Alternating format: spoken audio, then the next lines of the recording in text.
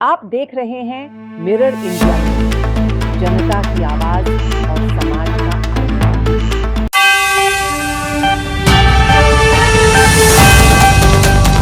लेकिन जब अब वो सत्ता से बाहर है समाजवादी पार्टी, तो अभी 2-3 दिन पहले वो मीडिया में खबर छपवा रहे थे कि हम मान्यवर श्री कांशीराम जी के सम्मान में संगोष्ठी करेंगे।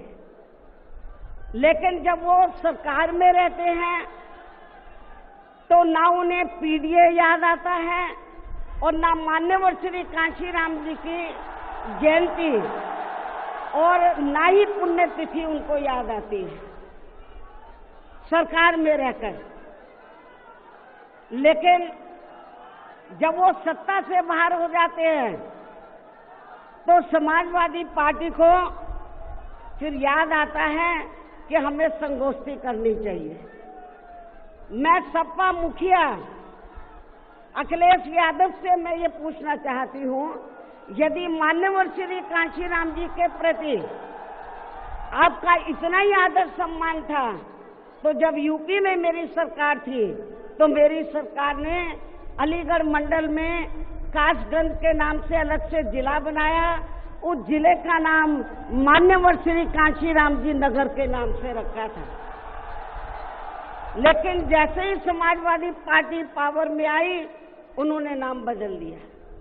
मान्यवर श्री कांशीराम जी के नाम पर हमने कॉलेज, यूनिवर्सिटी, अनेकों संस्थानों के नाम रखे, अनेकों संस्थानों के नाम रखे, जनहित की योजनाएं शुरू की।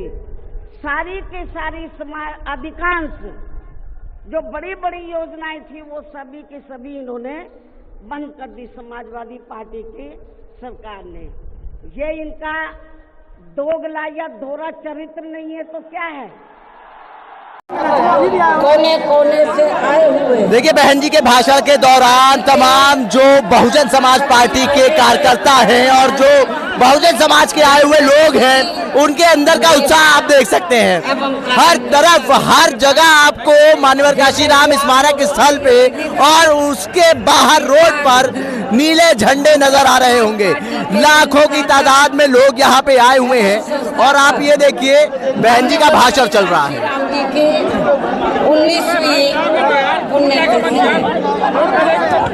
और आज के दिन उनका लंबी बीमारी के कारण। देखिए, बहन जी का भाषण चल रहा है और बहुजन समाज पार्टी के कार्यकर्ताओं के अंदर काफी उत्साह है।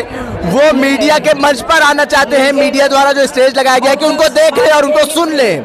लेकिन ये जो मीडिया का मंच है वो पूरी तरीके से भर चुका है और बहन जी के भाषण पर तमाम जो बहुजन समाज पार्टी के लोग हैं वो उनके भाषण को सुन रहे हैं। और ये भाषण भी बहुत महत्वपूर्ण होगा क्योंकि 2027 विधानसभा चुनाव के ऊपर किस तरीके से बहुजन समाज पार्टी मेहनत करेगी और काम करेगी और सरकार बनाने की रणनीति बनाएगी, ये बहुत महत्वपूर्ण होगा आज इस जनसभा और मायावती के भाषण से। और इसके बाद जो ये बैठक होने वाली है, सारी 2027 की रूपरेखा जो है बहुजन समाज पार्टी की, वो सामने आ जाएगी।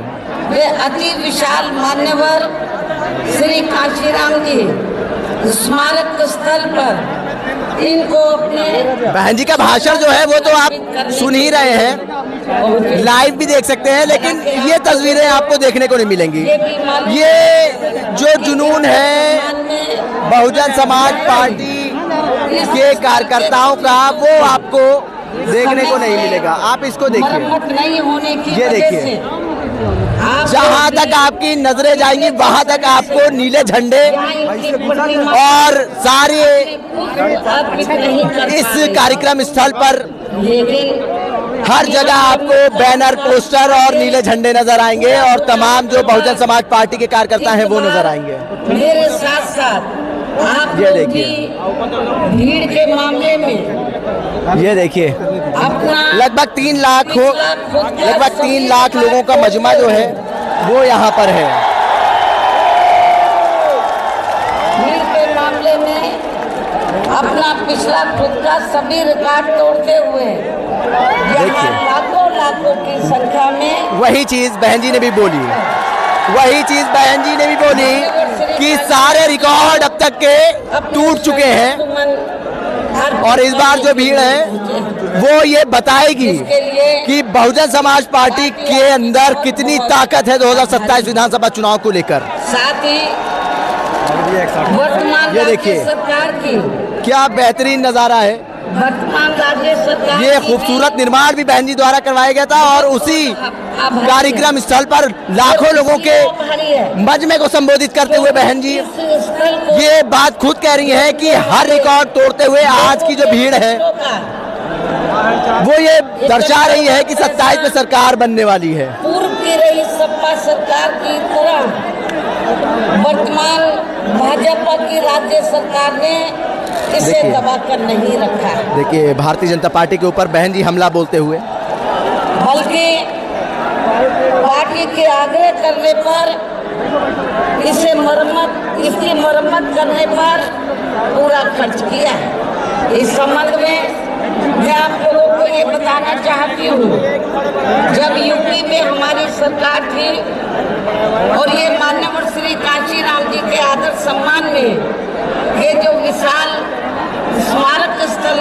जब बनाया गया था तो हमने उसी समय हमारी सरकार ने ये व्यवस्था की थी कि हम देखने वालों के लिए इस पर हम टिकट की व्यवस्था करेंगे और इसका जो पैसा आएगा टिकट का तो वो किसी और मत पर खर्च नहीं किया जाएगा, बल्कि जितने भी उत्तर प्रदेश के आखिरी छोर तक दिखाने की कोशिश कर रहा हूँ। लोग स्मारक की दीवार पर खड़े होकर बहन जी को देखना चाहते हैं और वहाँ से क्या कुछ दिख रहा होगा ये आप सोचिए। और बहन जी भारतीय जनता पार्टी के ऊपर निशाना साध रही, वो कह रही कि ये स्मारक का निर्माण हमने करवाया था, लेकिन जो राज्य की सरकार है भारतीय जनता पार्टी की उसने इस स्मारक की कोई देखरेख नहीं करी, कोई रखरखाव नहीं करा, कोई मेंटेनेंस नहीं करा। लेकिन बहुजन समाज पार्टी ने अपने फंड से इस पूरे स्मारक स्थल का मेंटेनेंस किया और इस कार्यक्रम स्थल को उनकी हालत बड़ी खराब, आने जाने वाले लोगों के लिए तो तब मैंने घूमने लायक बनाया। उत्तर प्रदेश के मुख्यमंत्री जी को ये कहा, लिखित चिट्ठी के जरिए उनसे रिक्वेस्ट किया कि हम आपसे ये नहीं कहते कि दूसरे मत का। देखिए ये जो व्हाइट ड्रेस में लोग आपको नजर आ रहे होंगे वो बीवीएस के जवान हैं, बहुजन वॉलंटियर फोर्स, जो कि काशीराम जी ने ही बनाई थी और उसके वॉलंटियर आप देख सकते हैं वो यहाँ पर एक बड़ी भूमिका निभा रहे हैं इस जनसभा में, क्योंकि लाखों लोगों का मजमा आपको नजर आ रहा होगा, उनको वो संभाल रहे हैं और पुलिस के 2000 जवानों को तैनात किया गया है। ज्वाइंट सीपी बबलू कुमार जो है वो पूरी व्यवस्था, सुरक्षा व्यवस्था देख रहे हैं यहाँ पर और बहन जी यहाँ मंच से संबोधित कर रही हैं। आप देख सकते हैं कि जो यहाँ के हालात हैं बहन जी के भाषण के दौरान किस तरीके से यहाँ पे लोग उनको सुनते हुए नजर आ रहे हैं।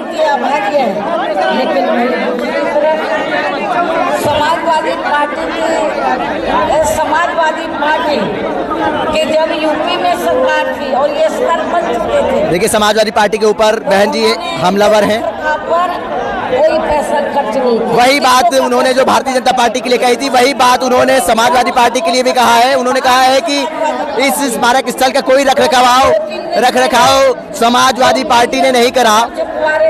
जब उनकी सरकार थी उन्होंने भी मान्यवर काशीराम स्मारक स्थल जो मायावती जी ने बनवाया था उसका कोई रखरखाव नहीं रखा।